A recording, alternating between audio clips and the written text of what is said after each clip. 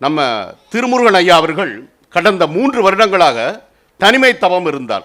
நோக்கரிய நோக்கே நுணுக்கரிய நுண்ணுணர்வே போக்கும் வரவும் இலா புண்ணியனே என்று நுணுக்கரிய நுண்ணுணர்வே ஆழ்ந்தகன்ற நுண்ணியனே என்று 3 வருடங்கள் இருந்து இதுவும் வருவிக்க உற்றது தான் இந்த ஜீவ அமிர்தம்.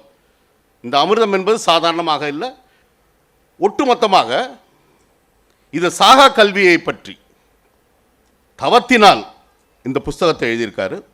இதில் ஓவியம் வரைந்திருக்கிறார்கள் பாருங்கள், அது மிக நுட்பமானது. நீங்கள் அனைவருமே இதை படிக்கிறீங்களோ இல்லையோ, பார்க்குறீங்களோ இல்லையோ, உணர வேண்டும் நண்பர்கள்.